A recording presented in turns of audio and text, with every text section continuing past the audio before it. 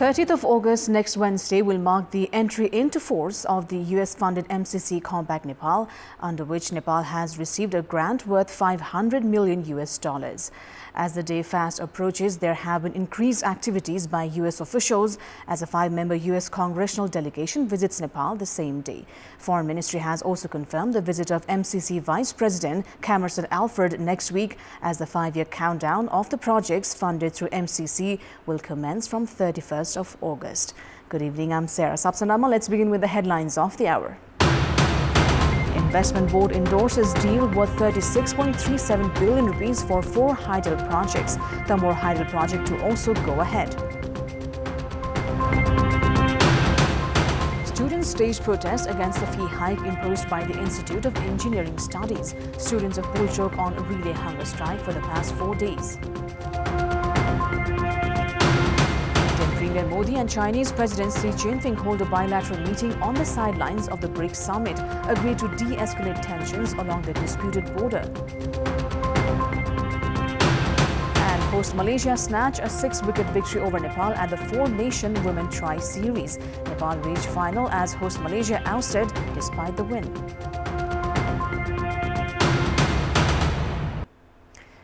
The Investment Board has approved proposed investment of 36,370 million rupees in 4 hydropower projects. The board's 55th meeting held today has approved investments for 22 megawatts Rolwaling, 63 megawatts Chujung Khola, 49.95 megawatts Dana Khola and 44.52 megawatts Sani Bheri hydropower projects. The board has also decided to form a high-level committee after reviewing progress of the Tamor Reservoir hydropower project. Likewise, another committee is to be formed to finalize the draft agreement for the China-Nepal Friendly Industrial Park project. The board has also assigned the task of conducting feasibility study for a solar energy project with batteries of 245 megawatt and 20 megawatt capacity in Rajpur Rural Municipality in Midwestern Tarai district of Dan. In the context of Upper Karnali hydropower project, the board is to table a proposal at the Council of Ministers for the implementation of the directive by the Supreme Court, which has allowed the deadline extension with Indian company GMR Energy by about 1 year. The board has also approved the agreement with Malaysian company Rentcola STN to establish a chemical fertilizer factory. Engineering students have staged a protest in response to the Tribhuvan University Engineering Institute's decision to hike course fees. Protesting students walked from Dean's office in Pulchok to Maitighar Mandala earlier today. The institute had decided to raise the fees from 318,000 rupees to 775,420 rupees, a hike of over 100%. One of the protesting students, Sulabh Chapagai, who is a student of Pulchok Engineering Campus, has been on a hunger strike for the past 4 days. The institute's decision to revise the fees came considering the difficulty in operation with the fees that was determined some 28 years ago. The institute has said it is putting efforts for a dialogue with the agitated students. Various student unions have also expressed their disagreement with the fee hike, and the Nepal Student Union has even padlocked the Dean's office. It's time now for our segment Public Pulse, where you text us with your opinion.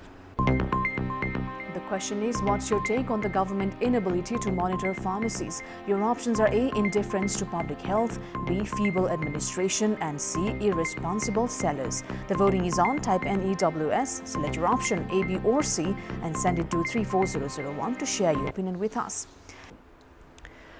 The barrier set up by the Indian SSB along the Nepal-India border in Kantipur has been removed.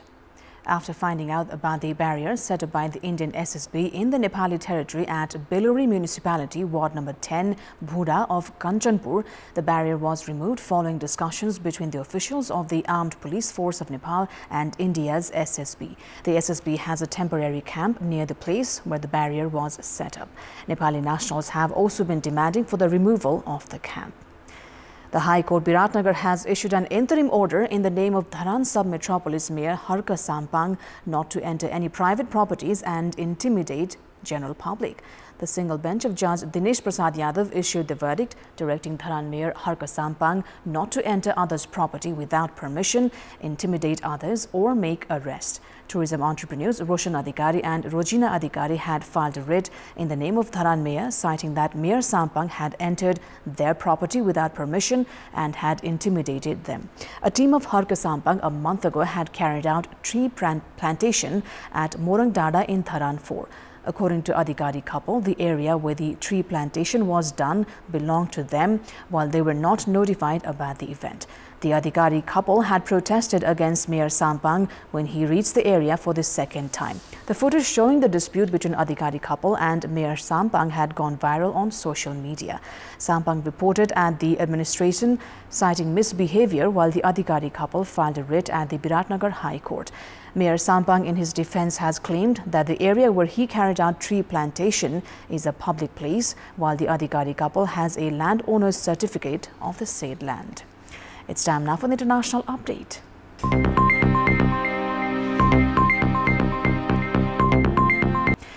Now, a group of Russian militants who fight on the Ukrainian side have released a video in which they called on the Wagner group of mercenaries to switch sides and join their ranks to revenge the deaths of Wagner founder Yevgeny Prigozhin and their commander Dmitry Utkin.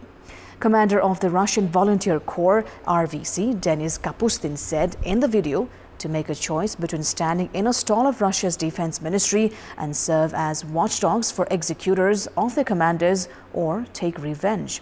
Kapustin, a far-right Russian national, founded the armed group a year ago. RVC fights on the Ukrainian side and has said it was behind several military attacks on Russian border regions.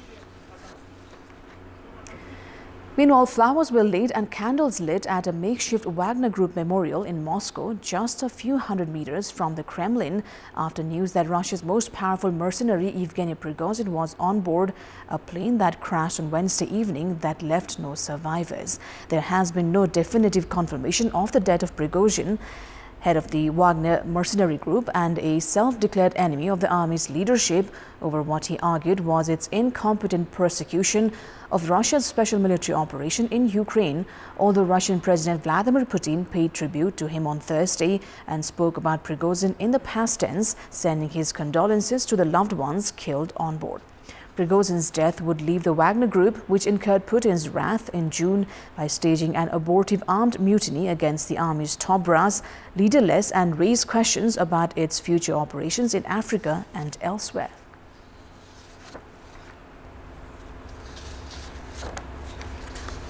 Kremlin has denied allegation it gave an order to kill Wagner boss Yevgeny Prigozhin. Kremlin spokesman Dmitry Peskov has said allegations that Russia gave the order are a complete lie. Peskov said there were a lot of speculation amid the tragic death of the passengers on board the plane.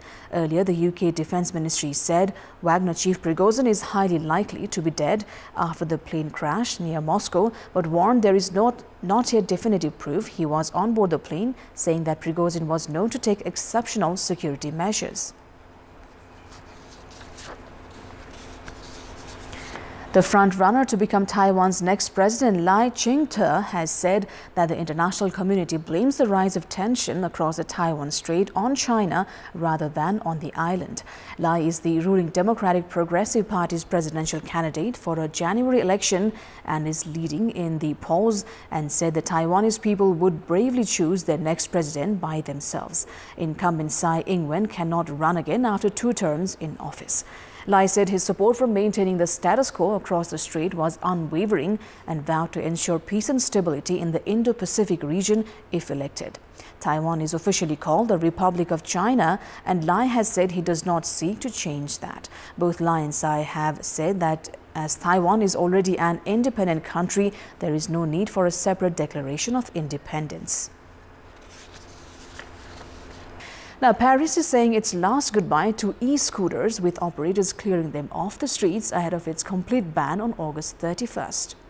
Tourists hoping to roam the city of lights-paved streets on a rented e-scooter only have a week left to do so before the electric vehicles are forever banned from the city.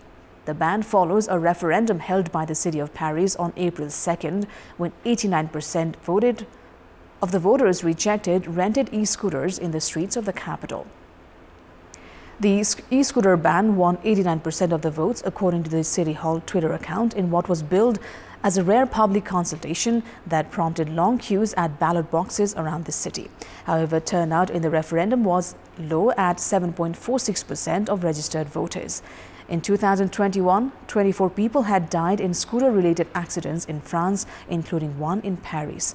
Last year, Paris registered 459 accidents with e-scooters and similar vehicles, including 3 fatal ones.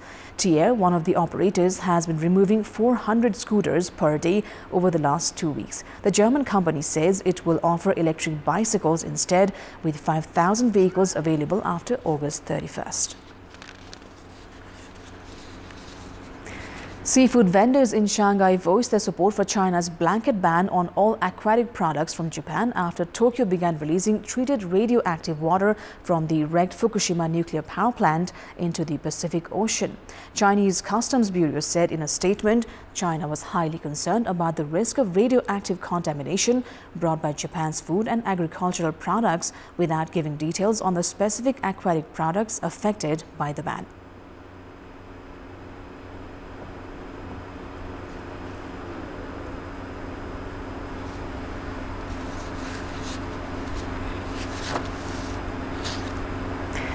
Long queues at sushi restaurants in Hong Kong backed up these statements of many who said they were not worried about the release of treated radioactive water from Japan's Fukushima nuclear plant and would continue to visit Japanese restaurants.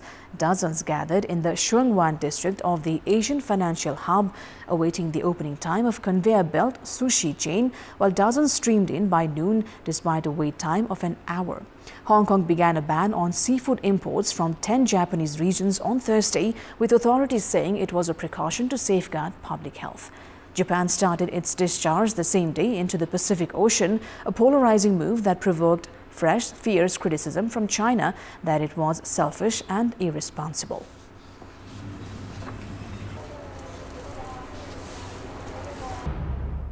That is all for the moment. Thank you for watching. Bye for now.